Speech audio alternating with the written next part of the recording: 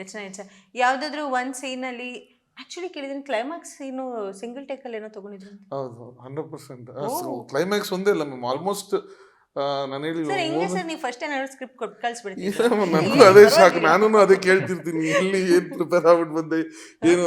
May be ಅದು receive ಮಾಡ್ಕೊಳೋ nature, ಆ presence of mind. ನಾನು ಹೇಳೋದು ಕ್ಯಾಮ್ರಾ ಆ್ಯಕ್ಟಿಂಗ್ ಅನ್ನೋದು ಒಂದು ಆರ್ಟ್ ಮ್ಯಾಮ್. ಅದು ನಾವು ಏನೇ ಕಲ್ತ್ಬಿಟ್ಟು ಬಂದ್ರೂ ಕ್ಯಾಮ್ರಾ ಮುಂದೆ ಪರ್ಫಾರ್ಮ್ ಮಾಡೋದು, ಅಷ್ಟು ಜನದ ಮಧ್ಯೆ ಪರ್ಫಾರ್ಮ್ ಮಾಡೋದು, ಆ ಲೆನ್ಸ್ಗೆ ನಾವು ರೆಸ್ಟ್ರಿಕ್ಟೆಡ್ ಎನ್ವೈರ್ಮೆಂಟಲ್ಲಿ ಶೂಟ್ ಮಾಡ್ಬೋದು, ಆ ಕಡೆ ಈ ಕಡೆ ಹೋದ್ರೂ ಫ್ರೇಮಲ್ಲಿ ಬರಲ್ಲ ಮ್ಯಾಮ್. ಸೊ ಆ ಪ್ರೆಸೆನ್ಸ್ ಆಫ್ ಮೈಂಡು ನಾನು ಯಾವಾಗಲೂ, ನಾನಂತಲ್ಲ ಮ್ಯಾಮ್, ನಾನು ಇವಾಗ ನಂದು 2ನೇ ಸಿನಿಮಾ, ನನ್ನ ಜೊತೆ ಟೆಕ್ನಿಷಿಯನ್ಸ್ ಮಾಡಿದವರೆಲ್ಲ ಅತ್ಯಂತ ದೇಶದಲ್ಲೇ ದೊಡ್ಡ ದೊಡ್ಡ ಟೆಕ್ನಿಷಿಯನ್ಸು, ನಮ್ಮ ಕ್ಯಾಮ್ರಾಮನ್ ಸರ್ ಆಗಿರಲಿ, ಅವರೂ ಅಷ್ಟೇ.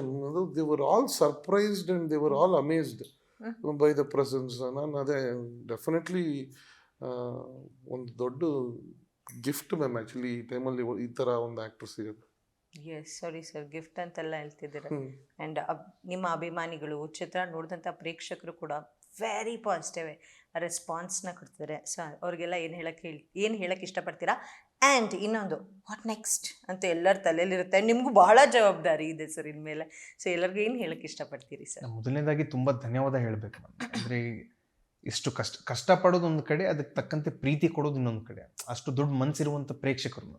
ಸೊ ಅವ್ರ ಪ್ರೀತಿ ಗಳಿಸ್ಕೊಂಡಿದ್ದೀವನ್ನೋ ಒಂದು ಸಾರ್ಥಕತೆ ಇವತ್ತು ನಮಗಿದೆ. ಅದು ತುಂಬ ಖುಷಿ ಕೊಡ್ತಾ ಇದೆ ನಮಗೆ. ಅದೇ ಥರ ನೆಕ್ಸ್ಟ್ ಚಿತ್ರ ಏನು ಅನ್ನೋದು ಇನ್ನೂ ನಾನೇ ನಿರ್ಧಾರ ತಗೊಳ್ಳಿಲ್ಲ. ಇನ್ನೊಂದು ವಾರದಲ್ಲಿ, ಇಲ್ಲಾಂದ್ರೆ 2 ವಾರದಲ್ಲಿ ನಾನು ನಿರ್ಧಾರ ತಗೊಂಡು. ತುಂಬ ಜನ ಬಂದಿರ್ತಾರಲ್ವ ಸರ್ ಡೈರೆಕ್ಟರ್ಸ್ ಎಲ್ಲ? ಅಂದರೆ ಬರ್ತಾ ಇದ್ದಾರೆ. ಎಷ್ಟು ಓವರ್ವೆಲ್ಮಿಂಗ್ ಆಗಿದ್ರೆ ಸರ್, ಎಷ್ಟು ಹ್ಯಾಪಿ ಫೀಲ್ ಆಗುತ್ತೆ. ಬಿಕಾಸ್ ನೀವು ಎಷ್ಟು ವರ್ಷದಿಂದ ತಪಸ್ಸು ಕಂಡಿದ್ದು ನೀವು ಚಿತ್ರದಲ್ಲಿ ನಟಿಸ್ಬೇಕು ಅಂತ. ಬಟ್ ನಿಮ್ಮ ಫೈನಲ್ ಒಂದು ಮೂವಿ ರಿಲೀಸ್ ಆದಮೇಲೆ ಬಹಳಷ್ಟು ಜನ ನಿರ್ದೇಶಕರು ಬರ್ತಾ ಇದ್ದಾರೆ ನಿಮ್ಮ ಕಾಲ್ ಶೀಟ್ಗೆ. ಸೊ ಇದೆಲ್ಲ ಒಂಥರ ಡ್ರೀಮ್ ಕಮ್ ಟ್ರೂ ಮೊಮೆಂಟ್ ಅಲ್ವಾ ಸರ್? ಇಲ್ಲ, ಖಂಡಿತ ಮ್ಯಾಮ್. ಅಂದರೆ ಬೇರೆ ಹೊಸಬರಿಗೆ ಮತ್ತೆ ಅವಕಾಶ ನನ್ನಿಂದ ಕೊಡ್ಬೋದು ಅನ್ನೋ ಸಂತೋಷ ಕೂಡ ಒಂದು ಕಡೆ ಇದೆ. ಹೊಸ ನಿರ್ದೇಶಕರಾಗಿರ್ಬೋದು, ಇಲ್ಲಾಂದರೆ ಟೆಕ್ನಿಷಿಯನ್ಸ್ ಆಗಿರ್ಬೋದು, ಅವಕಾಶ ಕೊಟ್ಟು ಅವ್ರನ್ನೂ ಬೆಳೆಸ್ಬೋದು ಅನ್ನೋ ಸಂತೋಷ ಒಂದು ಕಡೆ ಇದೆ. ಸರ್ ಹೇಗೆ ಸರ್ ಈ ಸ್ಕ್ರಿಪ್ಟ್ ಸೆಲೆಕ್ಷನ್ ಎಲ್ಲ ಹೇಗಾಗುತ್ತೆ ಸರ್? ನೀವೇ ಸೆಲೆಕ್ಟ್ ಮಾಡ್ತೀರಾ, ಇಲ್ಲ ನಿಮ್ಗೆ ಯಾರಾದರೂ ಹೆಲ್ಪ್ ಮಾಡ್ತಾರಾ, ಸಪೋರ್ಟ್ ಮಾಡ್ತೀರಾ? ಸ್ಪೆಸಿಫಿಕ್ ಸ್ಕ್ರಿಪ್ಟ್ ಸೆಲೆಕ್ಟ್ ಮಾಡೋದಕ್ಕೆ ಮ್ಯಾಮ್, ಅಂದರೆ ಇವರು ಆನ್ ಬೋರ್ಡ್ ಬಂದಾದ್ಮೇಲೆ ಸಾಯಿ ಸರ್ ಅವ್ರಿಗೂ ಮನಸ್ಸಲ್ಲಿತ್ತು ಮ್ಯಾಮ್, ಕೌಟುಂಬಿಕ ಚಿತ್ರ ಮಾಡಬೇಕು, ಹೊಸಬನ ಚಿತ್ರ ಆಗಿರೋದ್ರಿಂದ ಎಲ್ಲರೂ ಬಂದು ಕೂತ್ಕೊಂಡು ಚಿತ್ರಮಂದಿರದಲ್ಲಿ ಪ್ರಶಾಂತವಾಗಿ ಯಾವುದೇ ತೊಂದರೆ ಇಲ್ಲದೆ ಆರಾಮಾಗಿ ನೋಡೋ ಚಿತ್ರ ಒಂದಿರಬೇಕು, ಎಲ್ಲ ಆಫರ್ ಮಾಡಬೇಕು ಚಿತ್ರದಿಂದ ಅಂತ ಹೇಳಿ ಒಂದು ಉದ್ದೇಶ ಇತ್ತು. ಸೊ ಇವ್ರು ಆಲ್ರೆಡಿ ಬರ್ಕೊಂಡಿದ್ರು, ಒಬ್ಬ ಹೊಸ ಹುಡುಗನಿಗೆ ಬರೆದ್ರೆ ಅಂದರೆ ಮಾಡಿದ್ರೆ ಒಂದು ಕತೆ ಹೇಗಿರ್ಬೇಕಂತ ಹೇಳಿ ಸ್ಕ್ರಿಪ್ಟ್ ತಯಾರಿ ಮಾಡ್ಕೊಂಡು ಇತ್ತು. ಸೊ ನನಗೆ ಸೂಕ್ತ ಅಂತ ಹೇಳಿ ಅನಿಸಿತ್ತು. ಸೊ ಡಿಸೈಡ್ ಮಾಡಿದ್ವಿ ಈ ಸ್ಟೋರಿ ಮಾಡೋದು ಕರೆಕ್ಟ್ ಅಂತ. ಸೊ ಇನ್ನು ಮುಂದೆ ಕೂಡ ಇದೇ ರೀತಿ ಮೆಸೇಜ್ ಓರಿಯೆಂಟೆಡ್ ಕೌಟುಂಬಿಕ ಚಿತ್ರಗಳನ್ನೇ ಮಾಡಬೇಕು. ಈ ಕೆಲವ್ರನ್ನೆಲ್ಲ ಒಂದು ರೂಲ್ಸ್ ಹಾಕೊಂಡ್ಬಿಡ್ತಾರೆ, ಹೀಗೇ ಮಾಡಬೇಕು, ಇದೇ ಥರ ಇರಬೇಕು ಅಂತ. ಆ ಥರನೇ ಏನಾದರೂ ಇದೆಯಾ ಸರ್ ತಲೆಯಲ್ಲಿ? ಇಲ್ಲ ಮ್ಯಾಮ್, ಈ ಒಂದು ಪರಿಸ್ಥಿತಿಯಲ್ಲಿ ಈಗ ಜನಗಳು ಚಿತ್ರಮಂದಿರಕ್ಕೆ ಬಂದು ನೋಡ್ಬೇಕು ಚಿತ್ರಗಳನ್ನ ಅಂದರೆ ಎಕ್ಸ್ಪೆರಿಮೆಂಟೇಷನ್ ಮಾಡಲೇಬೇಕು, ನಾವು ಹೊಸದೇನಾದರೂ ತರಲೇಬೇಕು ನಾವು ತೆರೆ ಮೇಲೆ. ಸೊ ಆ ಪ್ರಯತ್ನ ಮಾಡಲೇಬೇಕು.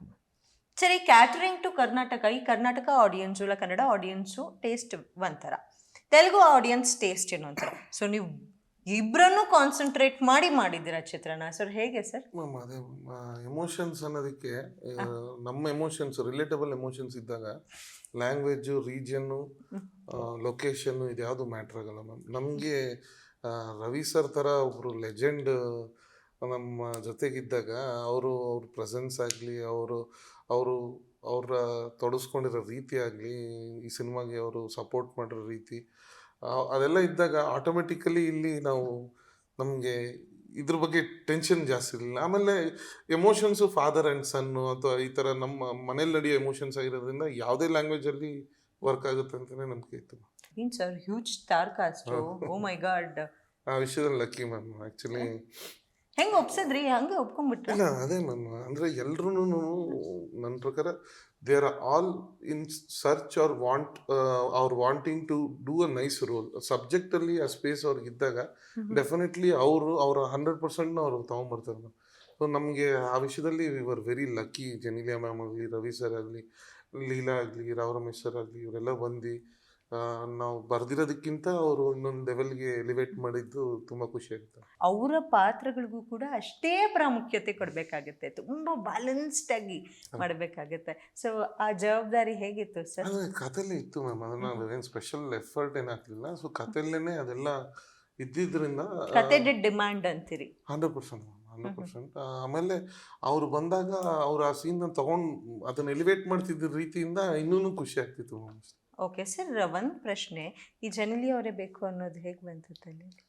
ಅಂದ್ರೆ ಆ ಕ್ಯಾರೆಕ್ಟರ್ ಹಂಗಿತ್ತಲ್ಲ ಮ್ಯಾಮ್, ಅದಕ್ಕೆ ಯಾರೋ ಬಿಕಾಸ್ ಅವ್ರು ಆ್ಯಕ್ಟಿಂಗ್ ಇಂದ ಸುಮಾರು ವರ್ಷ ಹಿಂದೆನೇ ಇದ್ರು, ಸೊ ಅವ್ರು ಬರಬಹುದು ನಿಮ್ಮ ಒಂದು ಸ್ಕ್ರಿಪ್ಟಿಗೆ ಅನ್ನೋದು ಹೇಗೆ ಬಂತು ಥಾಟ್? ಇಲ್ಲ ಮ್ಯಾಮ್, ಅಂದ್ರೆ ಫಸ್ಟ್ ಅಲ್ಲಿ ಅನ್ಕೊಂಡಾಗ್ಲೇನೆ ಅವ್ರ ಹೆಸರು ಮೈಂಡ್ ಅಲ್ಲಿ ಇತ್ತು ಮ್ಯಾಮ್. ಅಂದ್ರೆ ಅವ್ರು ಮಾಡಿದ್ರೆ ಚೆನ್ನಾಗಿರುತ್ತೆ, ಅವ್ರ ಸ್ಕ್ರೀನ್ ಪ್ರೆಸೆನ್ಸು, ಆಮೇಲೆ ಈ ರೋಲ್ಗೆ ಒಂದು ಆ ರಾಯಲ್ಟಿ ತರಬೇಕಾಗಿತ್ತು, ಅವ್ರ ಸ್ಕ್ರೀನ್ ಪ್ರೆಸೆನ್ಸ್ ಅದು ತರುತ್ತೆ ಅಂತ ನಂಬಿಕೆ ಇತ್ತು. ನಾನು ಹೇಳ್ದಂಗೆ ಮ್ಯಾಮ್, ಎಲ್ಲರೂ definitely they are in search of a good role, they are all hungry. So ಇಮಿಡಿಯೇಟಾಗಿ ಹೇಳಿದ ತಕ್ಷಣ ಅವರು ನಮ್ಮ ಸಾಯಿ ಸರ್ ಅವ್ರನ್ನ ಪರಿಚಯ ಮಾಡಿಸಿದ್ದು, ಅವ್ರಿಗೆ ಒಂದು ಮೀಟಿಂಗಲ್ಲಿ ನಾನು ಕತೆ ಹೇಳಿದ್ದು, ಮೊದಲನೇ ಸತಿ ಕತೆ ಕೇಳಿದಾಗಲೇ ಅವರು ಇಮಿಡಿಯೇಟಾಗಿ ಒಪ್ಕೊಂಡ್ರು ಮ್ಯಾಮ್. ಅದು ನಮ್ಮ ಅದೃಷ್ಟ ಅಷ್ಟೇ. Super sir. ಇವಾಗ ನೀವು ಹೀರೋ ಆಗಿ ಆನ್ ಸ್ಕ್ರೀನ್ ಕಾಣಿಸ್ಕೊಳ್ತಿರೋದ್ರಿಂದ ನಿಮಗೆ ಬಹಳಷ್ಟು ಫ್ಯಾನ್ ಫಾಲೋಯಿಂಗ್ಸ್ ಜಾಸ್ತಿ ಆಗಿದೆ, ಹೇಳಿದ್ನಲ್ಲ ಫ್ಯಾನ್ ಪೇಜಸ್ ಎಲ್ಲ ಓಪನ್ ಆಗಿದೆ ಅಂತ. ಸೊ ಕಿರೀಟಿ ಸರ್ನ ಜೂನಿಯರ್ ಮೂವಿನಲ್ಲಿ ಹೀರೋ ಆಗಿ ನೋಡಿ ಖುಷಿಯಾಗಿದ್ದಾರೆ, but in person Kireeti sir ಗೊತ್ತಾಗಬೇಕು ಅನ್ನೋ ಆಸೆ ಇರುತ್ತೆ. ಒಂದು ರ್ಯಾಪಿಡ್ ಆಗಿ ಒಂದು 5 ಕ್ವೆಶ್ಚನ್ಸ್ ಕೇಳ್ತೀನಿ, ಆನ್ಸರ್ ಮಾಡ್ತೀರಾ? ಓ ಸೂಪರ್. ಸಿನ್ಸ್ ಇದು ನಿಮ್ಮ ಫಸ್ಟ್ ಮೂವಿ ಆಗಿರೋದ್ರಿಂದ ನಿಮ್ಮ ಜೀವನದಲ್ಲಿ ಬಂದಂಥ ಫಸ್ಟ್ಗಳನ್ನ ಜ್ಞಾಪಕ ಮಾಡೋಣ, ಓಕೆನಾ ಸರ್? ನಿಮ್ಮ ಹೆಸರು ಅಥವಾ ನಿಮ್ಮ ಬ್ಯಾಕ್ಗ್ರೌಂಡ್ ಕೇಳಿದ ತಕ್ಷಣ ಸರ್ದು ಫ್ಯಾನ್ಸಿ ಕಾರ್ ಫಸ್ಟ್ ಯಾವ್ದಿರ್ಬೋದು, ಫ್ಯಾನ್ಸಿ ಬೈಕ್ ಯಾವ್ದಿರ್ಬೋದು ಅಂತ ಪ್ರಶ್ನೆ ಇರುತ್ತೆ, ಯಾವ್ದು ಹೇಳ್ತೀರಿ? ಬೈಕಿನ TVS ಫಸ್ಟ್ ಚಿಕ್ಕ ಗಾಡಿ, ಅದೇನು ದೊಡ್ಡ ವಿಶೇಷತೆ ಏನೂ ಇಲ್ಲ ಮ್ಯಾಮ್ ಅದರಲ್ಲಿ. ಸರ್ ನಮ್ಮ ಕಲ್ಪನೆ ಬೇರೆ ಬೇರೆ ಇರುತ್ತಲ್ಲ. ಏನೂ ಇಲ್ಲ. Okay, car sir? ಅದು ರೇವಾ ಅಂತ ಹೇಳಿ ಒಂದು ಎಲೆಕ್ಟ್ರಿಕ್ ಕಾರ್ ಬರುತ್ತೆ. Okay, so first gift parents ಇಂದ ತಗೊಂಡಿ ತಮ್ಮ first super most favourite gift ಅನ್ನೋದಾದ್ರೆ? ಚಿಕ್ಕ ವಯಸ್ಸಲ್ಲಿ ನೆನಪಿಲ್ಲ ಮ್ಯಾಮ್, ಬಟ್ ನನಗೆ ನಮ್ಮ ತಾಯಿ ಕೊಡ್ಸಿರೋ ಅದು ಚಿಕ್ಕ, ಅಂದ್ರೆ ಗೇಮ್ಸ್ ತುಂಬ ಆಡ್ತಿದ್ದು ಚಿಕ್ಕ ಹುಡುಗ ಇದ್ದಾಗ, ಒಂದು ಚಿಕ್ಕ ಗೇಮಿಂಗ್ ಕಂಪ್ಯೂಟರ್ ಕೊಡ್ಸಿದ್ರು, ಅದು ನೆನಪಿದೆ ma'am. Okay, so the first teacher ಜ್ಞಾಪಕ ಇದ್ದಾರೆ ಸರ್? ನಿಮ್ಮ ಕನ್ನಡ ಎಲ್ಲ ಕೇಳಿ ಟೀಚರ್ ಯಾರು ಸಾಕಾಗಿ ಹೇಳ್ಕೊಡ್ತಾರೆ? ಕನ್ನಡ ಟೀಚರ್ ಸುಮಾರು ಇದ್ದಾರೆ ಮ್ಯಾಮ್, ಬಟ್ ಅಂದ್ರೆ ಶಿಕ್ಷಕರನ್ನು ಹೇಳ್ತಿರೋದು ನನಗೆ ಚಿಕ್ಕ ವಯಸ್ಸಿಂದಲೂ ನಾನು ನೋಡ್ತಾ ಬಂದಿರುವಂಥವ್ರು ಆಂಥೋನಿ ಸರ್ ಅಂತ ಹೇಳಿ ಒಬ್ರು ಇದ್ದಾರೆ ಮ್ಯಾಮ್. ಸೊ ನಾನು ಅಂದ್ರೆ ಆಲ್ಮೋಸ್ಟ್ ಫಾದರ್ಲಿ ಫಿಗರ್ ಥರ ಅವರು, ನಾನು ನೋಡ್ಕೊಂಡಿದ್ದು ಬೆಳೆಸಿದ್ದು ಎಲ್ಲ ಅವರೇ ಮ್ಯಾಮ್. ಶಿಕ್ಷಣ ನೀಟಾಗಿ ಕೊಟ್ಟಿರುವಂಥ ವ್ಯಕ್ತಿ ಅಂದರೆ ಅವರೇ ಮ್ಯಾಮ್. ಸೊ ಫಸ್ಟ್ ಮೂವಿ ತಾವು ನೋಡಿದ್ದು ಬಿಗ್ ಸ್ಕ್ರೀನಲ್ಲಿ ಫ್ಯಾಮಿಲಿ ಜೊತೆ ಆದರೂ ಆಗಿರ್ಬೋದು, ಇಲ್ಲ ಸರ್ ಬೈ ಎನಿ ಚಾನ್ಸ್ ಬಂಗಿಂಗ್ ಹೊಡೆದು? ನಿಜವಾಗ್ಲೂ ಹೇಳೋದಂದ್ರೆ ಫಸ್ಟ್ ಫಿಲ್ಮ್ ನೆನಪಿಲ್ಲ ಮ್ಯಾಮ್. ಹೌದಾ? ಫಸ್ಟ್ ಫಿಲ್ಮ್ ಅಂದರೆ ಸ್ಪಷ್ಟವಾಗಿ ನೆನಪಿಲ್ಲ. Okay sir. Sir first remuneration ಹೇಳ್ತೀರಾ? ಏನೂ ಇಲ್ಲ, ನಾನು ಓಪನ್ ಆಗಿ ಹೇಳಿದೆ ಮ್ಯಾಮ್, ಅವಕಾಶ ಸಿಕ್ಕಿದ್ದೇ ನನ್ನ ದೊಡ್ಡ ಅದೃಷ್ಟ. ನಾನೇನು ಕೇಳ್ತೀನಿ ಕೇಳಿಲ್ವಾ ಸರ್? ಏನ್ ಸರ್ ಅಷ್ಟು ಚೆನ್ನಾಗಿ ಇಬ್ರು ಎಸ್ಕೇಪ್ ಆದ್ರೆ ಸರ್ ನೆಕ್ಸ್ಟ್ ಪ್ರೊಡ್ಯೂಸರ್ನ ಕೂರಿಸ್ಕೊಂಡ್ಬಿಡ್ತೀನಿ.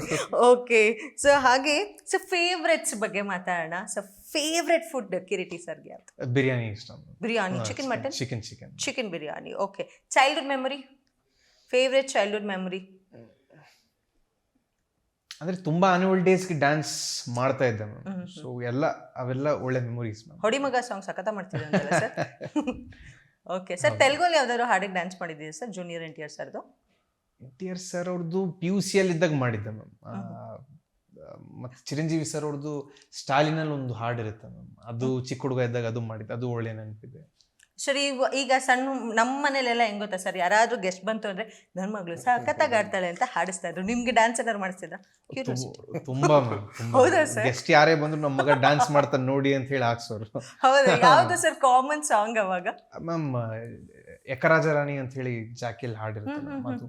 ಮತ್ತೆ ಚಿಕ್ಕ ಹುಡುಗ ಇದ್ದಾಗ ಅನೇಕ ಹಾಡುಗಳು ಮ್ಯಾಮ್, ಏನೋ ಲೇಟೆಸ್ಟ್ ಹಾಡು ಬಂದಾಗೆಲ್ಲ ಅದಕ್ಕೆ ಹಾಡಿಸ್ತಾ ಇದ್ರು. Okay, so favourite sports or game? First ಕ್ರಿಕೆಟಲ್ಲಿ ಚೆನ್ನಾಗಿ ಆಡ್ತಿದ್ದೆ ಮ್ಯಾಮ್, ಕ್ರಿಕೆಟ್. ಅದಾದ ನಂತರ ಮತ್ತೆ ಫುಟ್ಬಾಲ್ಗೆ ಹೋದೆ. ಸೊ 2 ಸ್ಪೋರ್ಟ್ಸ್ ಚೆನ್ನಾಗಿ ಆಡ್ತಿದ್ದೆ. ಸೊ ಕ್ರಿಕೆಟ್ ಅಂದ ತಕ್ಷಣ ಕ್ರಿಕೆಟ್ ನಮ್ಮ RCB ವಿನ್ ಆಯ್ತು, ಒಂದು ಖುಷಿ.